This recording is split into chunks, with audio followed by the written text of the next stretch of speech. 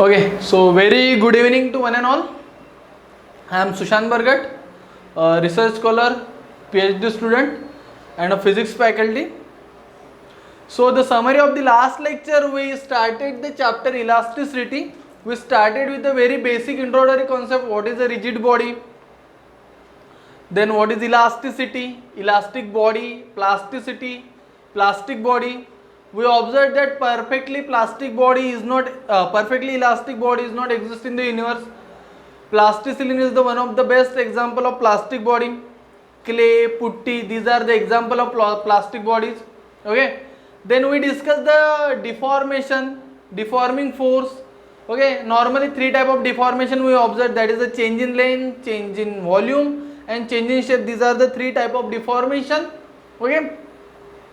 After that, we discuss the very two important topic for understanding elasticity, that is the stress and strain.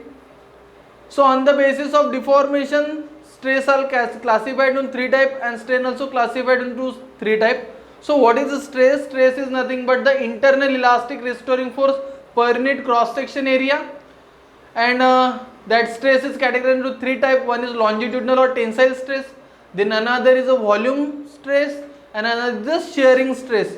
We get a formula, we got some formula on that. Then a strain we discuss. What is a strain? Strain is nothing but the change in dimension to their original dimension. So change in dimension to their original dimension. So dimension in terms of deformation, there are three type of deformation: length, volume, and shape. On the basis of strain also classified.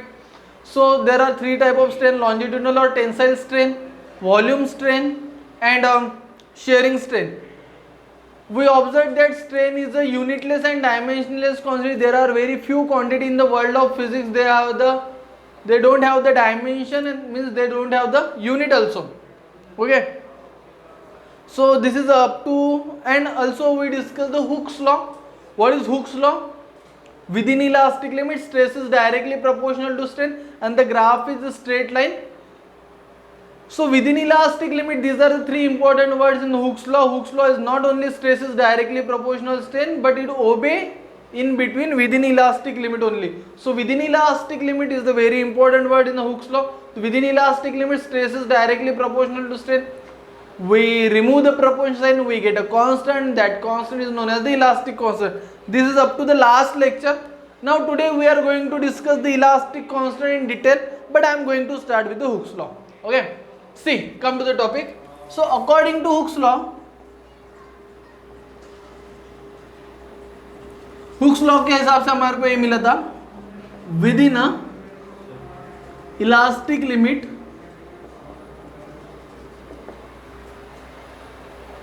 stress is directly proportional to the strain. तो अगर मैं इसको ऐसा लिखता हूं, stress is directly proportional to the strain. So if we remove the proportion sign, we get a constant, that is stress is equal to m into strain, and that m is nothing but the stress upon strain.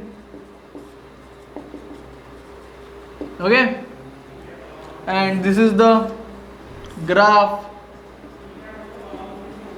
stress and strain, and this is the slope. Okay, ये एक point है हमारा. ओ सो ये यहां तक हुआ था हमारा हुक्स लॉ. अभी ये जो हमारा m जो कि इलास्टिक कांस्टेंट है, on the basis of stress and strain ratio, that elastic constant is categorized into three type. Okay, one is a Young's modulus, then bulk modulus, some books write K also, and a modulus of rigidity, eta. Okay, तो आज हमको यही topic detail में पढ़ना है. Okay, सो इसको हम पढ़ेंगे an elastic energy. So come to the topic.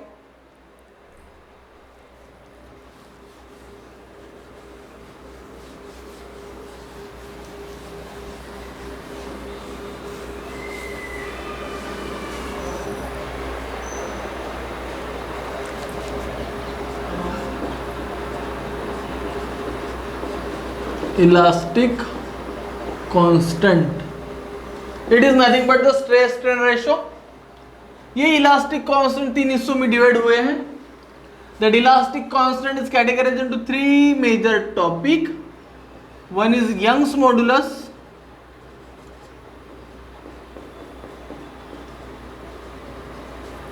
फिर बल्क मॉडुलस,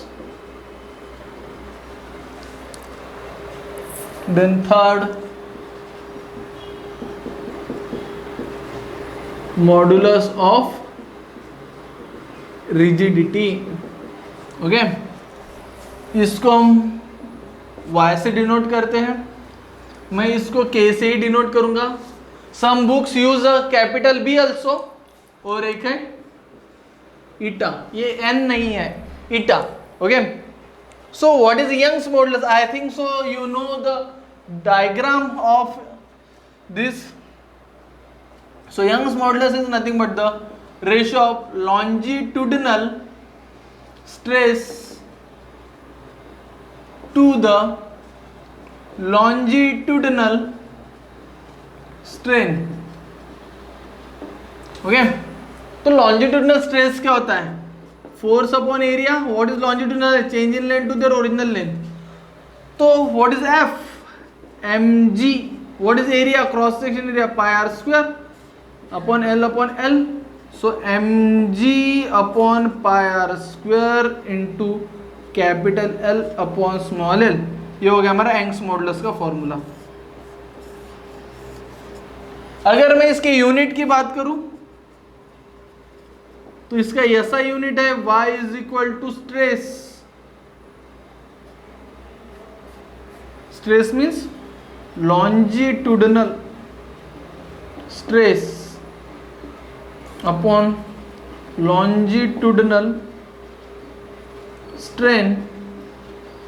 तो ये होता है newton force upon metre square, और इसका तो कोई यूनिट ही नहीं होता लॉन्जिट्यूडिनल स्ट्रेन का, it is unitless. So इसका यूनिट हो गया न्यूटन पर मीटर स्क्वायर, और इसका डायमेंशन होप सो सबको आता होगा। तो डायमेंशन इन टर्म्स ऑफ हम एल एम टी के फॉर्म में लिखते, तो I think L1 m minus 1 sorry L minus 1 m1 t minus 2, L minus 1 m1 t minus 2। Am I right? या am I right? Okay, hope so सबको dimension निकालना आता है। तो ये हमारा यंग्स मॉडुलस था। उसके बाद हम बल्क मॉडुलस के ऊपर जंप करते हैं। तो what is bulk modulus? Bulk modulus denoted by K, is nothing but the volume strain upon volume stress. So volume stress क्या होता है? dp, volume strain change in volume to their original volume. तो होगा क्या? K is equal to V dp upon dv। Don't cut it, it is a change in volume and change in pressure. Okay, तो ये हो गया इसका formula. Hope so diagram आपको पता होगा इसका। हम लास्ट लेक्चर में स्ट्रेस एंड स्ट्रेन के जब भी रेशियो लिए तो वहाँ पे डायग्राम ड्रॉ किए लास्ट लेक्चर। आप देखिए, अगर आपको लास्ट लेक्चर पता है तो ही आज का लेक्चर आपको इजीली समझ में आएगा, otherwise it is very difficult to understand the concept. Okay, फिर इसका एसआई यूनिट सेम ही रहेगा, न्यूटन पर मीटर स्क्वायर। इसका डायमेंशन वही रहेगा, L minus 1 m1 t minus 2। Okay, एक वेरी इंपॉर्टेंट कॉन्सेप्ट है इसमें, compressibility. Okay, compressibility. What is compressibility? It is nothing but the reciprocal of bulk modulus. Reciprocal of bulk modulus means क्या? मैं अगर इसको लिखूंगा compressibility is nothing but the 1 upon K। So K का क्या formula है? V dp upon dv। तो होगा क्या? dv upon v dp। Okay, तो ये फॉर्मूला हमारा कॉम्प्रेसिबिलिटी का बहुत बार एग्जाम में पूछा। What is the compressibility? उसका यूनिट एंड डायमेंशन, उसका यूनिट क्या होगा, SI यूनिट कॉम्प्रेसिबिलिटी का 1/K, तो 1 न्यूटन पर मीटर स्क्वायर ना, so what you get, metre square upon newton. Okay, ये हो गया उसका। इसका अगर डायमेंशन बोलोगे तो L1 M-1 T2 डायमेंशन। ये ऐसी चीजें हैं जो आपको ऑलरेडी पता है, आप मेजरमेंट स्केलर वेक्टर चैप्टर पढ़े हो, उसमें हमने डायमेंशंस निकाले हैं। So what is the dimension, L1 M-1 T2। Okay,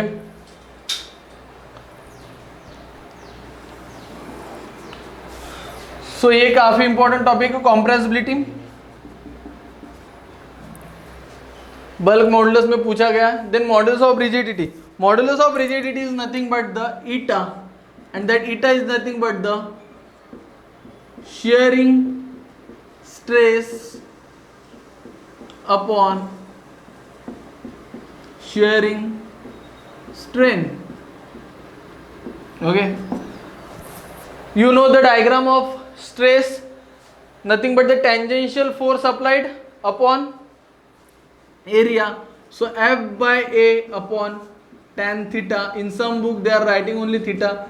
F by A, इसका बेस कुछ नहीं मीन्स 1, तो ऊपर जाएगा 1 अपॉन tan थीटा, तो F upon A tan theta और normally F by A theta.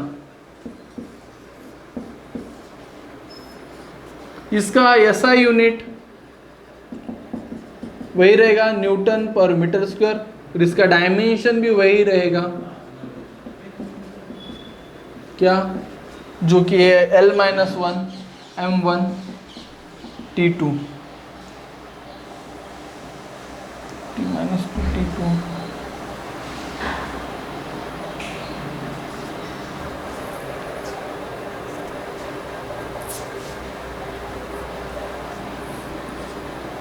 Okay, see I am repeating the things, फिर से एक बार बता रहा, elastic constant M is nothing but the stress upon strain ratio, और हमको पता, we know that stress having the 3 types, strain also having the 3 type, पहला Young's modulus, दूसरा बल्क मॉडुलस, तीसरा modulus of rigidity. So Young's modulus longitudinal stress upon longitudinal strain, force upon area change in length to their original length, mg upon pi r square small l upon capital change in length to their original. Just arrange the term, this is the formula for Young's modulus. Okay, SI unit stress upon stress, stress force upon area, तो obviously इसका unit Newton force का और area का metre square, इसका no unit so no dimension, तो normally newton per metre square, dimension we already know how to find, we studied in measurement already. Then bulk modulus, some book उसको K भी use करते हैं, कुछ books B भी use करते हैं, तो ध्यान में रखना कब कौन सा अल्फाबेट यूज हो रहा है। Volume stress upon volume strain dP upon dV upon V, VdP upon dV, SI unit Newton per metre square, dimension वही। बल्क मॉडुलस में इंपॉर्टेंट क्वेश्चन है कॉम्प्रेसिबिलिटी। कॉम्प्रेसिबिलिटी क्या होता है ना, ये हम आज के लेक्चर में लास्ट के पोर्शन में देखने वाले, कैसी चीजें कॉम्प्रेस होती है और कैसी चीजें इलोंगेट होती है। ओके, तो compressibility is nothing but the reciprocal of bulk modulus, reciprocal is nothing but the 1/K, K का वैल्यू है VdP अपॉन dV, तो हम अगर उसको यूज करते हैं तो फॉर्मूला हो जाएगा हमारा K is equal to dV dP VdP upon dV। Okay, complexity उसका उल्टा 1/VdP dV, dV ऊपर जाएगा तो dV upon VdP। SI unit just इसके रिवर्स, न्यूटन मीटर स्क्वायर था तो यहाँ पे metre square upon newton. Then dimension, then modulus of rigidity, modulus of rigidity is nothing but the shearing stress upon shearing strain. Here the force is not the applied force, we applied a tangential force, that's why that cube gets skids, not a skids, actually the ground portion is fixed, upper portion just tilted. Okay, so the angle 90 become theta, means less than 90, means square convert into rhombus, okay, तो tangential force upon area upon tan theta, तो F upon A, arrange the term that eta is equal to F by A theta. Yes, a unit and dimension. This is all about the elastic constant. Okay. Now our next portion is behavior of metal wire under increasing load. Means question ऐसा आता है कि अगर हम कोई steel wire है उसको wait लगाते हैं, वेट लगाने के बाद ऑब्वियसली स्टील वायर इलोंगेट होगा, अगर हम वेट निकालते हैं तो फिर से रिगेन करेगा।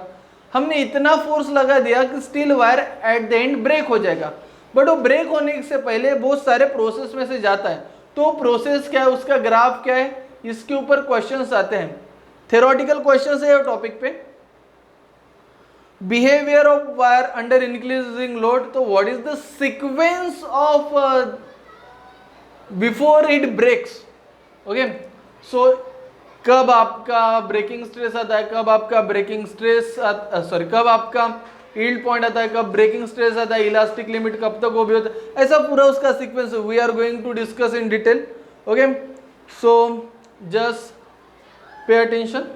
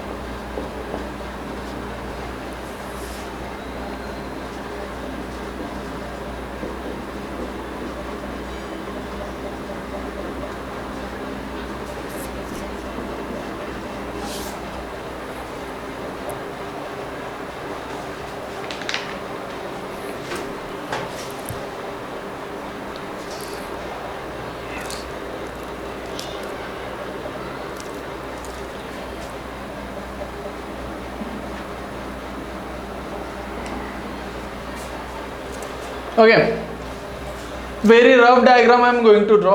कंसेप्ट समझने के लिए मैं कुछ अपने हिसाब से इमेजिनरी डायग्राम ड्रॉ कर रहा हूँ, ऐसा कोई किसी बुक में एक्चुअली नहीं है, बट फॉर क्लैरिफिकेशन और for better understanding I am just trying to draw that. Let us consider कीजिए, क्योंकि वायर इस हिसाब से ब्रेक नहीं होता है। ओके, कंसिडर कर कीजिए कि ये कोई वायर है, consider this is a steel wire, और मैं इसको 1 kg वेट लगा रहा हूँ। I am just applying 1 kg weight. What happen this due to 1 kg weight, that wire get elongated. अब ये वायर इलोंगेट हो गया।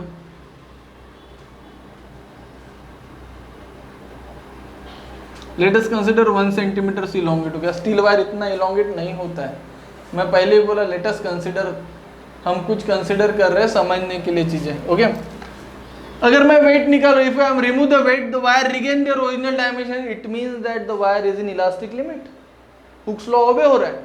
ओके, अगर मैंने फिर से 1 kg वेट लगाया, now the weight is 2 kg, 2 kg weight लगाने के बाद फिर से वायर इलोंगेट हुआ, फिर से इलोंगेट होने के बाद अगर मैंने वेट निकाला तो वायर फिर से रिगेन किया तो फिर से ओरिजिनल शेप पे आया, यानी अभी भी वो इलास्टिक लिमिट में है, मींस अभी भी हुक्स लॉ ओबे हो रहा है। फिर से मैंने वेट लगाया 1 kg, 1 kg वेट लगाने के बाद फिर से वायर इलोंगेट हुआ, उतना ही इलोंगेट हुआ 1 सेंटीमीटर, वेट निकाला, रिगेन हो जाएगा। मीन्स यहां तक मेरा it's obey the Hooke's law, means with in elastic limit, यानी इलास्टिक लिमिट में है ये। अभी क्या होगा, again I am applying the weight of 1 kg, फिर से मैं 1 kg का वेट लगा रहा, 1 kg का वेट लगाने के बाद अभी वायर इलोंगेट हो गया, बट वायर इलोंगेट होने के बाद जब मैं 4 kg वेट निकालूंगा तो वायर रिगेन तो करेगा बट ओरिजिनल शेप पे नहीं आएगा या ओरिजिनल पोजीशन पे नहीं आएगा। इट मींस अभी ये हुक्स लॉ ओबे नहीं करेगा। अगर ये हुक्स लॉ ओबे नहीं करेगा तो फिर क्या? ओके, तो समझ के चलो इसका इलोंगेशन है 1.5 सेंटीमीटर। ओके, अगर ये 1.5 सेंटीमीटर में है, अगर मैं फिर से इसको वेट लगा दिया 1 kg, 1 kg वेट लगाने के बाद वायर फिर से इलोंगेट हुआ, let us consider 2 centimetre. But अभी जब मैं वेट निकाल रहा तो वायर रिगेन नहीं हो रहा अपने ओरिजिनल शेप पे, तो इसको मैं बोलूंगा permanent deformation. Permanent deformation means set. उसको फिजिक्स के दुनिया में एक नाम है, इलास्टिसिटी में उसको बोला जाता है permanent deformation, we called it as a set. Okay, अभी ये होगा कि आप देख रहे हैं कि जैसे जैसे वेट बढ़ रहा है उसका लेंथ भी ज्यादा इंक्रीज हो रहा है। फिर से मैंने 1 kg वेट डाला, मैं पहले ही बोल रहा हूं ऐसा प्रैक्टिकली नहीं होता है। वायर इस हिसाब से ब्रेक नहीं होता है, मींस उसका वायर उसी से ब्रेक होगा जहां पे उसका इलास्टिक लिमिट कम होगा, या वहां पे एक वर्ड है फिजिक्स के दुनिया में, एक छोटा सा होल या ऐसा ब्रेकिंग पॉइंट होगा वहां पे जहां पे ही वायर का फोर्स ज्यादा बढ़ेगा और वायर ब्रेक हो जाएगा। ओके, फिर मैं 1 kg वेट बढ़ा रहा हूं, 1 kg वेट बढ़ाने के बाद अभी मुझे इसका इलोंगेशन बहुत ज्यादा मिल रहा है, यानी एज ए एक्सपेक्टेड कि ये 2 सेंटीमीटर तक बढ़े, बट ये कुछ 4 सेंटीमीटर तक बढ़ा। इसको बोलेंगे plastic flow begin. Plastic flow begin, यानी हम उसको बोलते हैं यील्ड पॉइंट। अभी ये वायर है ना थोड़ा नैरो भी होते जाएगा। ओके, वायर थोड़ा नैरो भी होते जाएगा। फिर मैंने वेट लगाया, अभी मेरा वेट है ना 1 kg भी नहीं है, I am applying just 0.5 kg, but that 0.5 kg again I get the maximum elongation. अभी उसको मेरा मैक्सिमम इलोंगेशन मिला, समझ के चलो 7 सेंटीमीटर है। ओके, अभी यील्ड पॉइंट को बहुत ज्यादा है, यानी मैं थोड़ा सा भी फोर्स, थोड़ा सा भी स्ट्रेस लगा रहा तो भी वायर बहुत ज्यादा इलोंगेट हो रहा। अभी कब ब्रेक होगा मुझे पता नहीं, मैं ऐसा बोल सकता कि अगर यहाँ पे लगा दिया तो ये मेरा ब्रेकिंग स्ट्रेस है, ब्रेकिंग स्ट्रेस। अभी होगा ये कि मैं इसको फिर से अभी वेट लगाया, अभी वेट मेरा उससे भी कम है, 0.25 kg है। 0.25 kg में ये वायर बहुत ज्यादा इलोंगेट हो गया, अभी बहुत नैरो भी हो गया, ऐसा समझ चलो। एक्चुअली यहाँ से वह नैरो नहीं होगा, वायर नैरो बहुत अलग जगह से होगा। 10 सेंटीमीटर इलोंगेशन हो गया मेरा, उतना वेट लगने, that is a breaking point. Breaking point. Okay, और फिर एक वेट आएगा ऐसा,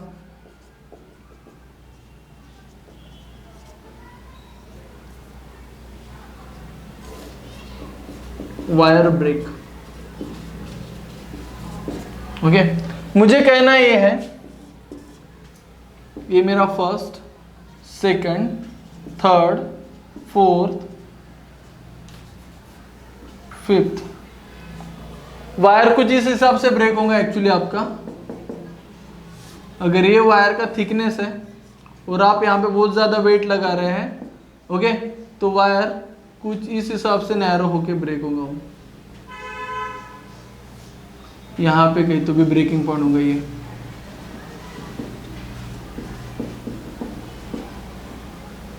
ओके, तो क्वेश्चन ऐसा था, when wire break under increasing load that wire goes through different process और डिफरेंट स्टेज।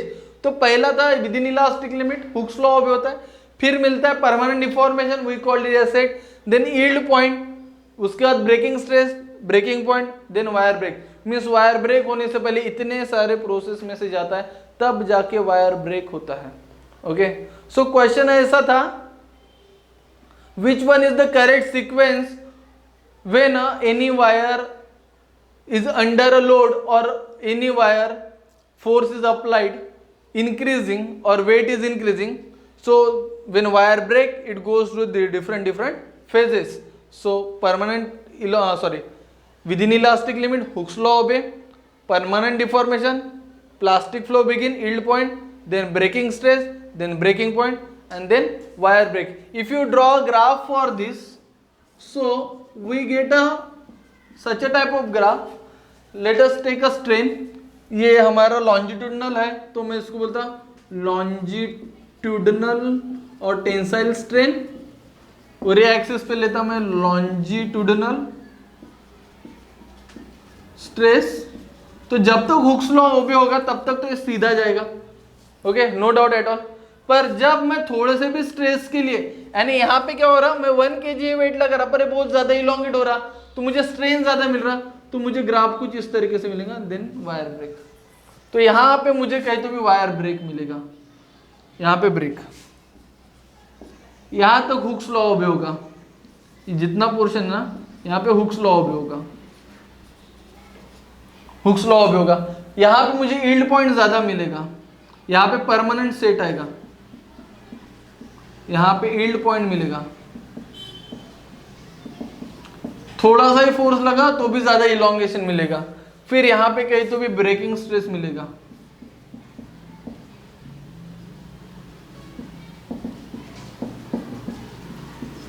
फिर ब्रेकिंग पॉइंट. मीन्स कहना ये था कि यहां तक ग्राफ स्ट्रेट लाइन मिलेगा. कब तक? जब तक हुक्स लॉ ओबे हो रहा. फिर परमानेंट सेट वेट लगाने के बाद भी वो अपने ओरिजिनल डायमेंशन पे नहीं आएगा. That is the permanent deformation set. फिर यील्ड पॉइंट थोड़े से वेट के लिए बहुत ज्यादा इलॉन्गेट होगा. ब्रेकिंग स्ट्रेस अगर आप ज्यादा वेट लगा रहे हैं उसके बाद भी, तो एक पॉइंट ऐसा है कि वायर ब्रेक होने के कगार पे आ जाएगा. और आप उसके बाद थोड़ा वेट लगाओ ना भी लगाओ या due to any type of tension that wire break, तो उसके लिए इस हिसाब से ग्राफ आएगा. So this is one of the important concept. Actually theoretical question ask, not a calculation purpose. Okay, then after that we are going to discuss a very important topic, that is the Poisson's ratio. Okay, actually I forget that, but very very crucial, very very important, very simple to remember also. Okay,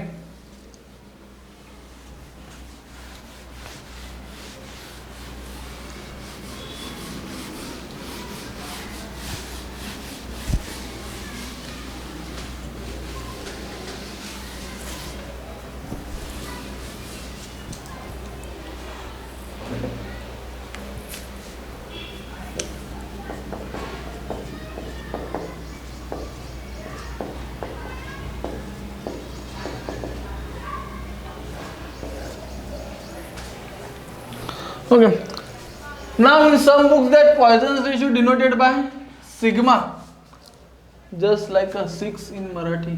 Okay, that is the symbol of sigma. Okay, I am explaining Poisson's ratio with the help of same diagram.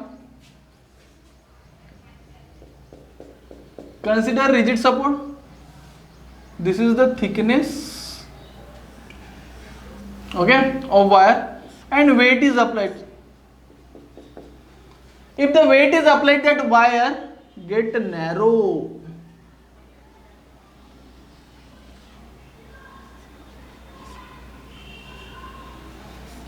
यही wait है आपका, ये इसका original लेना आपका, means जो आपने apply किया.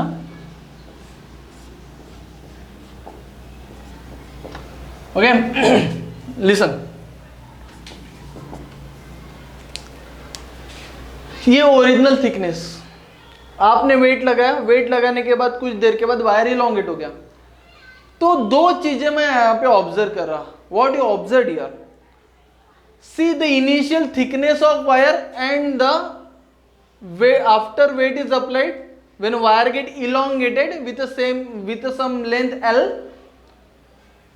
the wire get compress, or what you call wire get shrink. Okay, तो हम इसको फिजिक्स के लैंग्वेज में बोलते हैं लैटरल कॉन्ट्रैक्शन,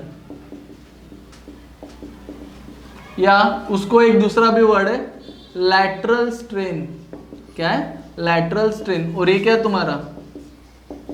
लॉन्जिट्यूडनल स्ट्रेन. क्या है? लॉन्जिट्यूडनल स्ट्रेन और tensile strain. So what is the Poisson's ratio? According to Poisson's ratio, within elastic limit, lateral stress is directly proportional to the longitudinal strain. क्या? within an elastic limit, lateral strain is directly proportional to the longitudinal strain. So lateral strain is directly proportional. If you remove the proportional sign, ये word ज़्यादा important है.